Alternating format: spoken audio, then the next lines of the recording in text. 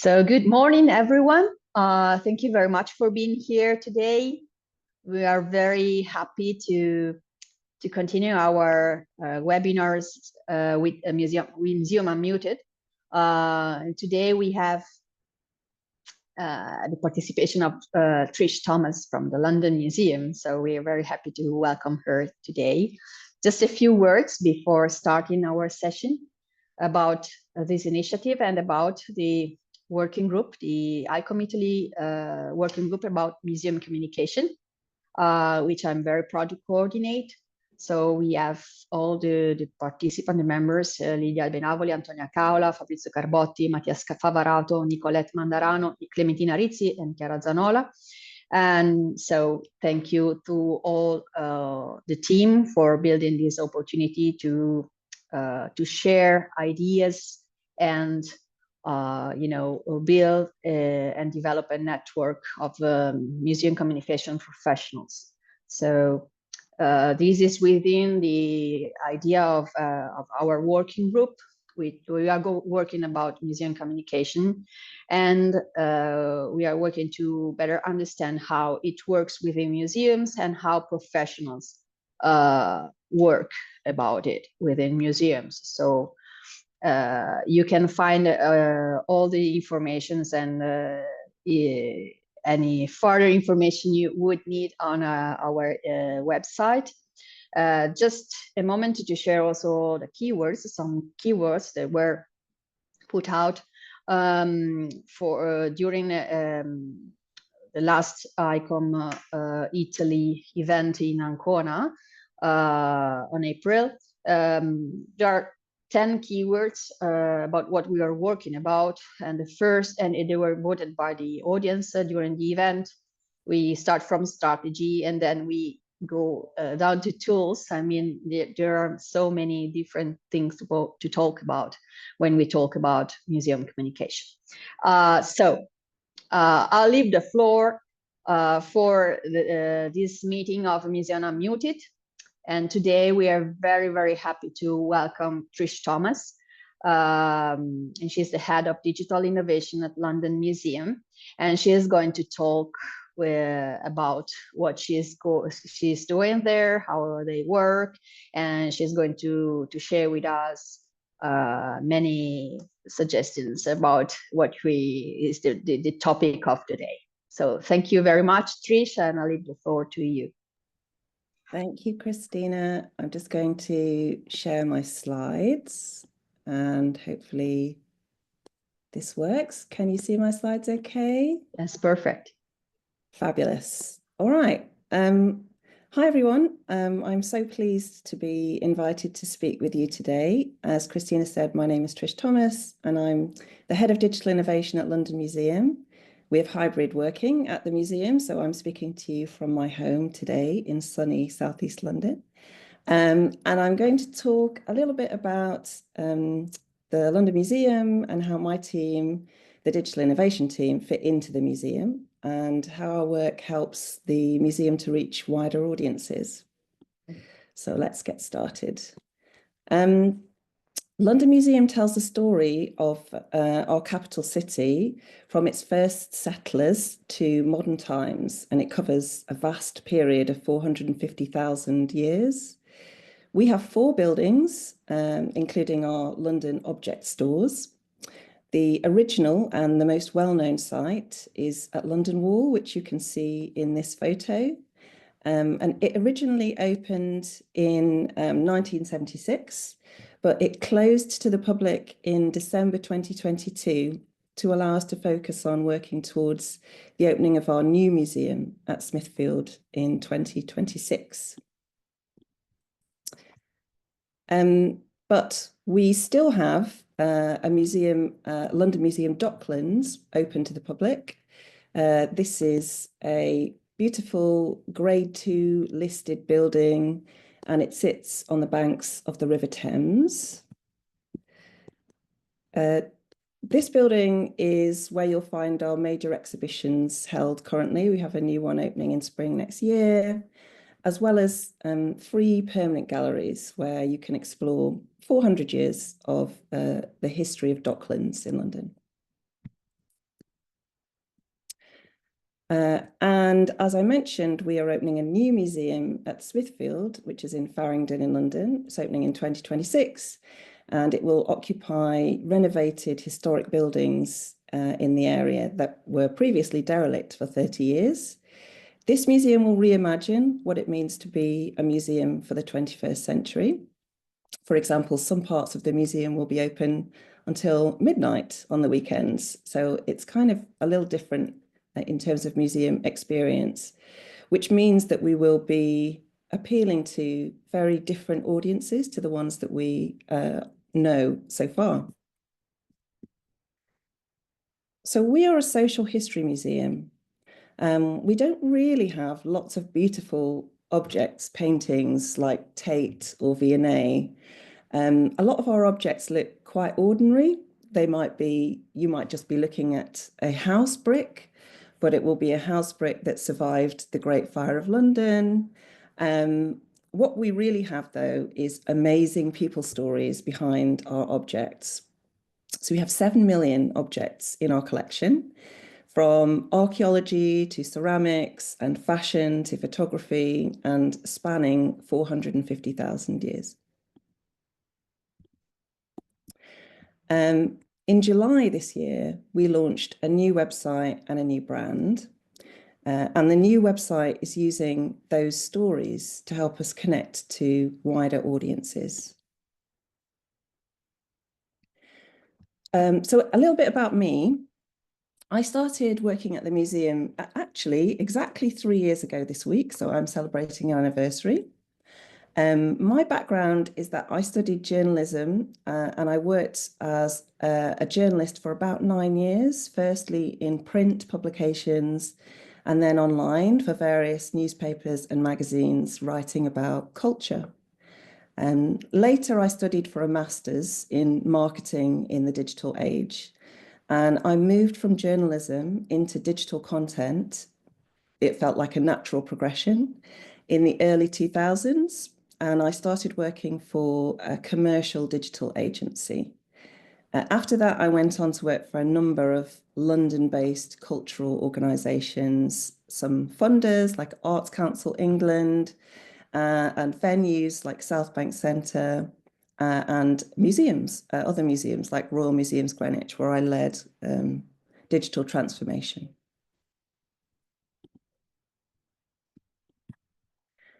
I'm the first head of digital at London Museum. There was no digital team before I started. And I was hired to recruit a specialist team and create a 5-year digital transformation strategy for the organisation. So when I arrived, the first thing I needed to do was to benchmark the level of digital maturity at the museum so that I could understand what kind of change was needed. So I worked with an external specialist agency to assess the digital maturity. And we used this Forrester scale that you can see here to benchmark.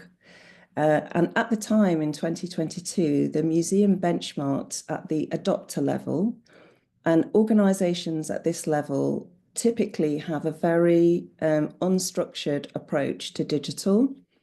They often do it on a project by project basis, and they hire staff just to do those projects. And then at the end of the project, the staff leave, and that knowledge is not embedded in the organisation, and the systems that might have been brought in are not central to the way that the museum works. So the main issue was that there was no real joined up thinking about digital, and that's what we really had to address. I found that digital things were happening in pockets all over the place, some great things, but there was no centralized decision making. So people were doing good things, but they weren't pulling in the same direction. So actually we weren't moving forward. We really needed to set an end goal for what we wanted to achieve with digital that everyone bought into and everyone could work towards. I don't know if you're familiar with this analogy here on the screen, but if you are, it translates that if you are speaking to 3 different people within an organization and you ask each of them what they're doing, they will all be thinking about a different end goal. So the first person is asked, what are you doing? I'm laying bricks. The second person is asked, what am I doing? He says, I'm building a wall. And the third person says, I'm building a cathedral. They have an end goal that everyone should be working towards, but the first two are not. So you end up making bad decisions, and you find that you don't have all of the ingredients you need to get to the end goal, even though everyone is doing lots of work. So we really needed to change this and all be pulling together. The first task after that was to convince the museum to see the value of a digital-only audience, because the thinking was very focused on the physical visit audience when I started. This chart is showing the size of the museum's digital audience in green compared to its physical audience in grey, that's physical visitors. And the digital audience, as you can see, is 3 times the size of the physical visit audience, and it's growing fast because online audiences are not limited by geography or by capacity. They can also shop online and donate online and buy tickets for online events wherever in the world they are. So actually they can still contribute financially, even if they never make a physical visit to our museum. So I wanted the London Museum to recognise its digital-only audiences have importance and to make decisions based on that thinking. So this is how our digital audiences break down by channel currently. Our biggest digital audience, as you might expect, is the website, and this can be really impacted by events programming. If we have a blockbuster exhibition, of course, we get significantly more traffic in that year. And so we're really dependent on things that we don't control a lot of the time. So we have to have really good input and working relationships with the teams that do. Our second biggest audience is email. And we want to get much better at email personalization using people's purchase history and interests and the things that they clicked on previously. And this is all part of our digital transformation strategy. We've just inputted a new CRM system, and we're now starting to really deliver personalized email. According to Experian research, email marketing is 6 times more, so personalized email marketing is 6 times more likely to encourage a person to spend money. So it's really important. And the rest of the pie is our social channels. Facebook is our biggest social channel. It's our oldest audience on a channel, and it is our most conservative audience. They like wholesome, family-friendly content. If we put challenging content there about niche subjects, it doesn't go down well. Instagram we call the tastemaker audience. They really like our aesthetic content, like the photography, the paintings, and the fashion collections that we have. And they are also really open to the more challenging, edgy content. So this is the channel that responds best, for example, to our LGBTQ series content. And TikTok is a channel that we started 3 years ago. We paused it after the pandemic. We struggled with how to make it fit with what we wanted to achieve. And we just restarted it 4 months ago, following a pause. And now we're trying different approaches, mostly around going behind the scenes of the workings of a museum and showing the faces of the curators and the conservators and humanizing the museum for the TikTok audiences, who are our youngest audiences across all the channels. And we have a large audience on X or Twitter, but like many other organizations, we are struggling with this channel ethically. It no longer aligns with our organizational values. So we've had lots of conversations about whether we should continue to be there. And in recent years, like many people across the sector, we have seen the reach and engagement on our content really falling. Lots of the audience are leaving Twitter as well.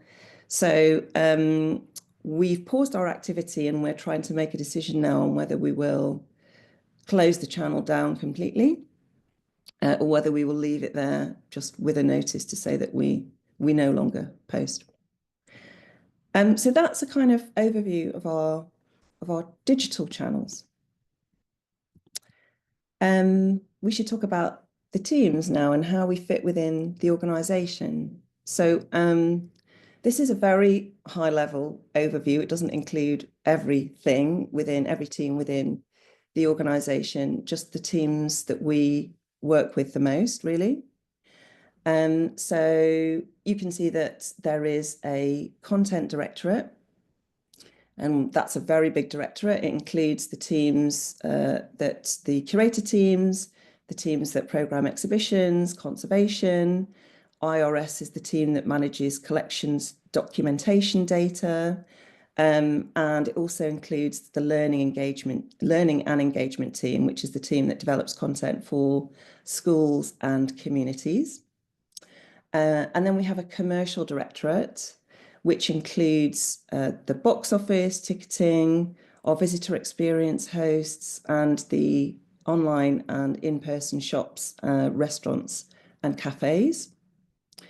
And then we have a directorate which includes finance operations and IT.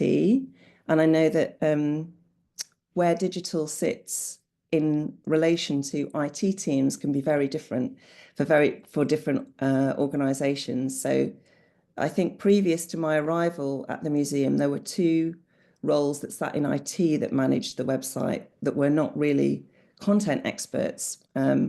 And I think that was a real missed opportunity, and it's the reason why the new digital innovation team doesn't sit in IT. It's embedded within a different directorate that is much more about audiences than technology. There is a whole team managing the new museum project that I mentioned that's opening in 2026. And pretty much everyone has a dual job at the moment, because we're all doing our normal work and we're also preparing everything that needs to happen for the new museum.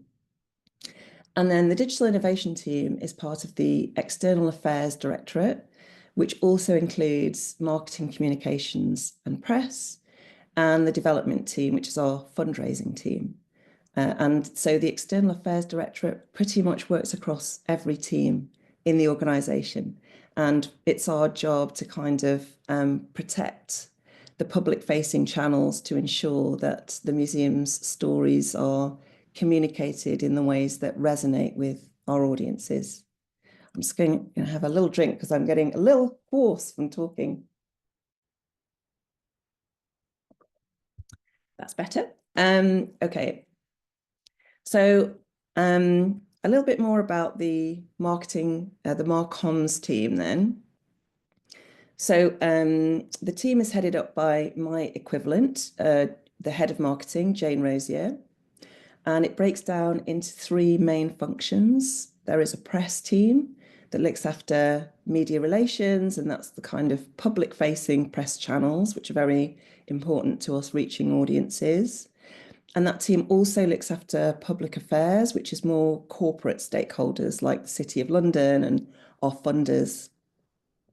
And then the marketing team are also responsible for all paid promotion. So they manage our media agency and campaigns. The marketing team also developed the museum's new brand and tone of voice and the audience segmentation model, which is new and which we'll be rolling out in the next few months. And it's their job to ensure that all of this is embedded across the organisation. And so the digital innovation team looks like this, and it is kind of broken down into 4 sub-teams. So the content team is made up of AV producers, social media managers and producers, and then there's a website team of editors.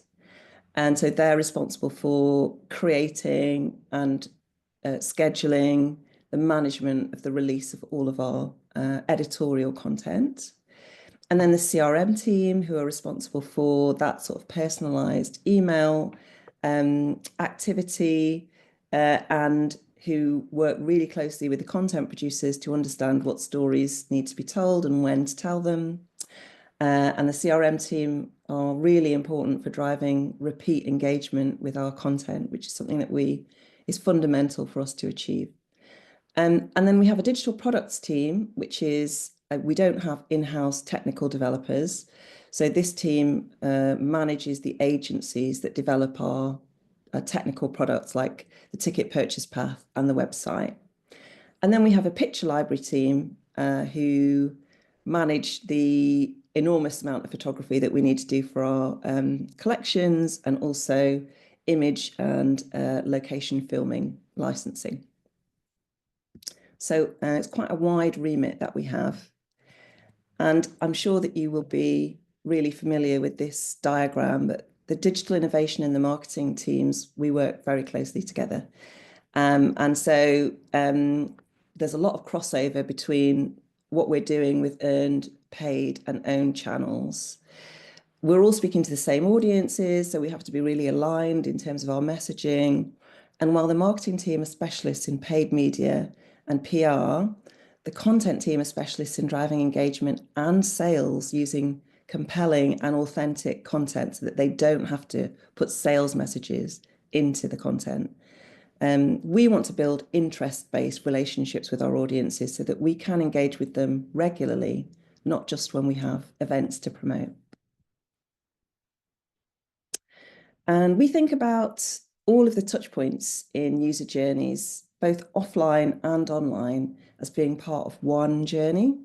So that might start with a person sitting at home on the sofa on a Saturday, planning what to do next weekend, and maybe they'll see a social media post, or maybe they'll start with a Google search, and maybe they've never heard of London Museum before. This is their first kind of touch point with it. And so maybe they need to see a video to understand more about what to expect or more about who we are. Then they might go to our website. And so the ticket booking experience needs to be really easy and seamless. And during their visit, we might be able to enhance their experience with audio tours. So we need to make them aware of that stuff that they can access on their mobile phone while they're in the venue using the venue Wi-Fi. And after their visit, we don't want the relationship to end. So we use email and social channels to continue to prompt them to engage with us online and maybe explore some of the things they saw in person further and deeper. Ultimately, we want to convince them to visit again, of course, but every step in the journey has to feel joined up. So when we started this transformation journey, we started with a big piece of research back in 2022 to understand who our digital audiences were then and who they could be if we changed the way that we were doing things to appeal to wider audiences. So about 4,000 people took part in the research. And on the left of the line, you can see the sort of age and ethnicity breakdown of the audiences at the time. What we realized is that they were mostly white and mostly over 45. But the research also revealed that there was a much bigger potential audience that was more diverse and younger, that had interests in the subjects covered by our collections. So we knew that if we created more content around those subjects, we could reach more diverse audiences. And that's what forms the basis of our website and content strategies. So we kept hearing these three things back when we spoke to people in the research. They told us they couldn't find a way into our collections online. They told us when they got in there and they found something interesting, they couldn't find anything to continue their journey. They kept hitting dead ends. And also they said they couldn't understand why often historic collections had any relevance to their lives today. They couldn't make the connection. So we knew that we had to find a way to make our collections feel relevant. And the solution to that was for us to create a new editorial layer of 1,000 London stories about famous people, places, events, and subjects. The sort of stories that people who are not museum specialists can relate to, and the sort of stories that allow us to mix contemporary and historical storytelling together and to remove dead ends. And we're using a mix of images, taxonomy tags, and artificial intelligence to create relationships between these objects and stories. We created this very text-light visual story format in response to falling attention spans, so that we can tell a story with very little text and mostly using imagery. And that format also works really well for Google organic search. And then we created these new thematic tags to group the content together in relatable ways for audiences. So things like death and disasters and architecture and home were themes that non-specialists could relate to and made sense to them in their lives today. So they provided a more accessible way in for people. So our mission says that we're storytellers. This is our mission. We're here to enrich people's understanding and appreciation of London and all its people, past, present, and future. We put the audience at the centre of how we tell those stories. We don't just tell them for academics. We try to tell them with contemporary relevance and authenticity. And we know that we excel in a few areas where we can really become a content authority on Google, like archaeology and fashion and London places. So those are the areas where we really focus our resource in creating content to reach new audiences. And as I mentioned earlier, we, with the new brand, we brought in a new tone of voice to ensure that we sound like our values and we embody our mission. So we say that we try to sound honest. So we tell the grit and the glitter of our stories. We're not afraid to speak about challenging subjects. We say that we sound vivid, which means we try to bring stories to life. Sometimes that means a first-person testimony. And we say that we are enriching in the way that we write. So we make content that you can connect to personally, content that makes you think. And all of this is how we sort of connect with audiences. And we're really lucky. We have an amazing paintings and photography collection, and our research taught us that images are the most popular content format for our audiences, existing and new. And so we really use we use images as much as we can to provide a way in. But we also introduced a new art direction along with the new brand in 2024, which you can see here. Much more kind of contemporary to the old museum look. And this is our vision statement for content. We wanted it to be bold and ambitious. So London is our subject, and we want to grow a global fascination with London's rich history and nurture lasting relationships with audiences everywhere. And I believe that is it. I think I ran over a little bit. Sorry about that. Oh, thank you very much, Trish. So much interesting and many things you told us. We're waiting for some questions from our audience. We already have one from Antonia. I'd just like to say a few words of what impressed me, and also maybe for supporting questions. The first one is the importance of defining an end goal, and so to work to obtain it, to reach it. And the importance of research, also for engaging audience, and in particular the potential and more inclusive audience, as you told us. It's very interesting, the theme of the phygital. I mean, everything is about also an integration of different aspects. I mean, from visiting on site and engaging also people that are not physically there. And the competence of the importance of having different competencies within your staff. Also to coordinate some external competences you need as some specifically technical ones that you have to have the knowledge to coordinate and to manage. So it's very, very interesting, everything you told us, many different ideas.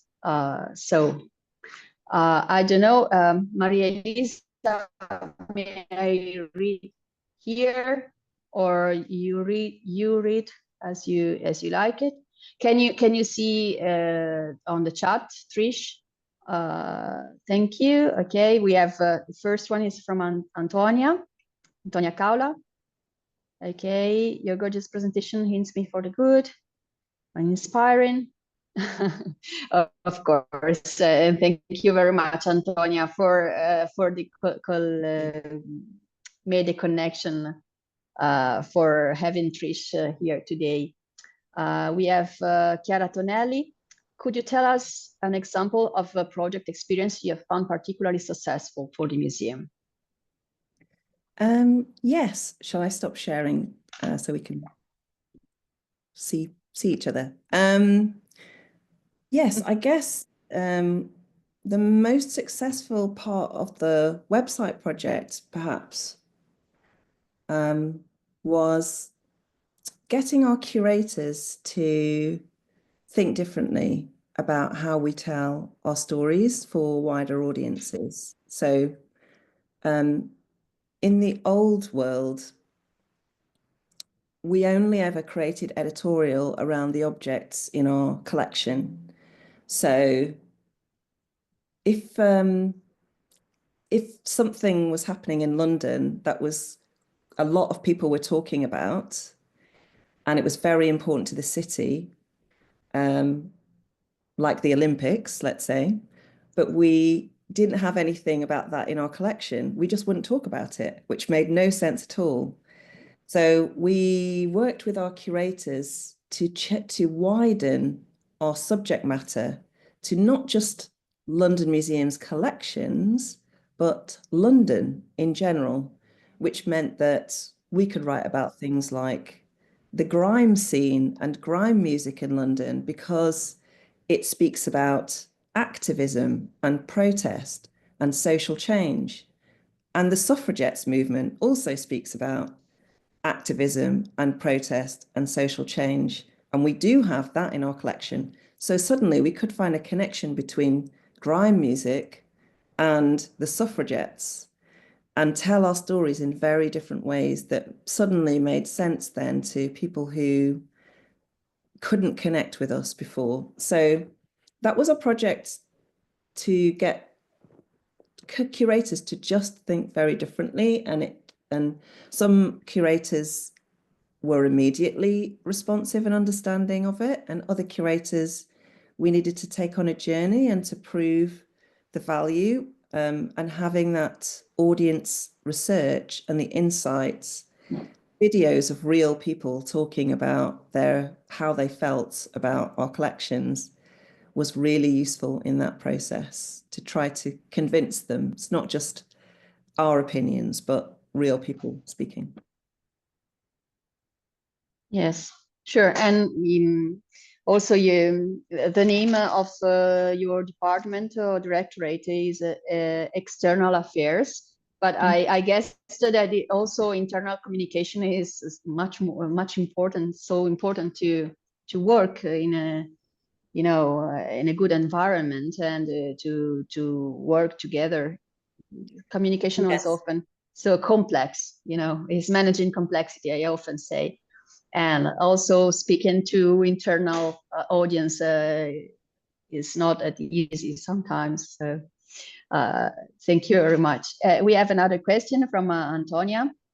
How do you overcome the challenge to get everyone on the same page in considering the digital job? Do you feel to be supported by every colleague? See it, Antonia.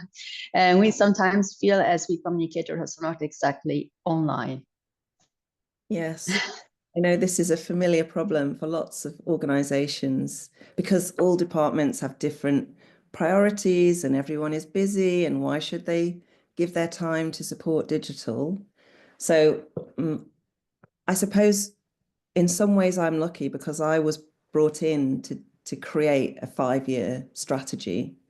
So I think you have to start at the top. The executive board have to make digital a strategic priority. And it's made a long term, you know, not just projects, but long term. And if you can achieve that, then it means that it can be written into people's objectives, people outside the digital team, and you can establish priorities so that people have to, you know, commit time to working to achieve an end goal. And it has to happen across all of those stakeholder teams. It can't just be the job of the digital team. So I think starting at the top is really important. And then I think it's about when you are speaking to your colleagues to try to convince them to come on the journey with you, you really have to see it, the benefits from their lens. And that might be very different for every department. So you can't use the same sales pitch to every department. You have to explain to visitor experience specifically what the benefits will be to their team. And then you have to explain to the curators specifically what the benefits will be to their team.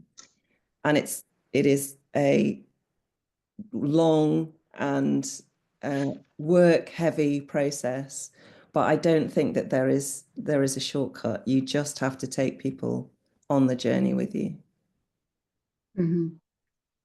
So to make them feel part of, you know, the project that involve them, and of course that working together is so important to reach the goals of the institution. Yes, of course. And any other questions we see online, or I have one about. I found very interesting what you shared about your personal experience. I would say your competencies starting from journalism and then achieving new competencies of marketing and so on, and how you told us that you hadn't any staff when you started at the beginning. So how many people are involved within the innovation team, and how did you pick them? I would say, how do you choose which competencies in particular? Because usually we see from here in Italy that museum communicators need sort of mixed competencies. I would say, not only from I don't know, historical point of view, or only communication or only marketing. Usually is mixed what you need. So I would like to ask you if it is the same. Definitely. Maybe if I share the screen again, it might help. Can you see the staffing slide okay? Yeah. So yes, I probably spent about 8 months of my first year recruiting people. There are only I think 6 people who were in this team now who were at the museum, working at the museum when I started. So it's a mostly new team. And I use my experience from previous roles, I would say. So I've put together, I was previously head of digital at South Bank Centre, which is a big arts centre here in London. And I sort of did the same project there. So I'd already scoped and hired a team. And museums are different to events venues, which that was. So there were, there's lots of overlap, but some specific areas of specialism that you need to be thinking about in museums, which are much more academic, I guess, than some other cultural organizations. So I thought that the most valuable asset we have is content. So, and because people are tight on time, I thought it's very important to have a team, a content team that is agile and can produce at short notice. So I thought it was really important to have an in-house AV production team. So I made sure that we had that. It's also much more cost effective than having to hire freelancers. And it means that at a moment's notice, if we hear, oh, this famous person is in the museum, or this event is going to be happening tomorrow and now we want to film it, we can do that because we have the in-house capacity. Of course, you have to have social media team because those channels are huge. And I really wanted to, as I talked about in the presentation, be able to tell our stories because Google Organic is the biggest driver of content to your websites. The more organic search friendly content you have, the more likely you are to bring in new audiences. So we have 3 editors whose job it is to create Google friendly content, including those 1,000 stories that I mentioned. And then the CRM team are all about creating those ongoing relationships instead of just having transactional relationships with audiences where you just email them when you have event tickets to sell. We want to build lifelong relationships with audiences who have an interest in our subjects. So we can email them anytime, when we have a new story about fashion to tell, or a new story about London's subcultures to tell. So I really wanted to have a really specialist CRM team who could work on that kind of personalization. And then we don't have any internal developers because we were at the beginning of a digital transformation and I had to replace a lot of our core systems. And so it was more achievable for me to hire product managers who worked with contracted agencies to deliver those things.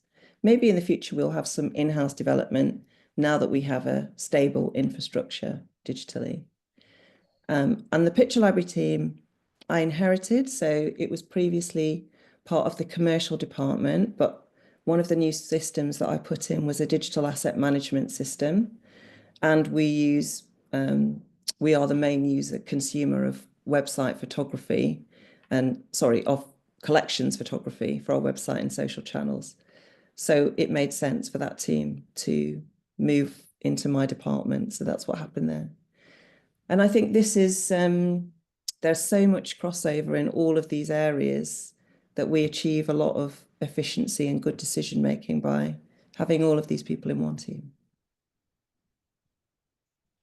Thank you very much. I would say that today you have been very inspiring, I would say, because it is so much interesting to understand how, also how you have to think and to do your strategy from the very beginning, I would say, developing a project within an important museum and building something new, I would say, and engaging. And so, again, thank you so much for you being here today. And it has been really interesting, all the things you shared with us and the importance of building a strategy and develop with all of these themes within. So I see that we are perfectly on time. So is in our 45 minutes. So I just would say that we are working on a new meeting of a Museum Unmuted, and we are going to keep you informed about it. And for the moment, we thank you so much again, Trish Thomas, for sharing her experience today. Hope to see you soon. Thank really. you. Have a nice day, everyone. Thank you very much. Bye. Have a nice day.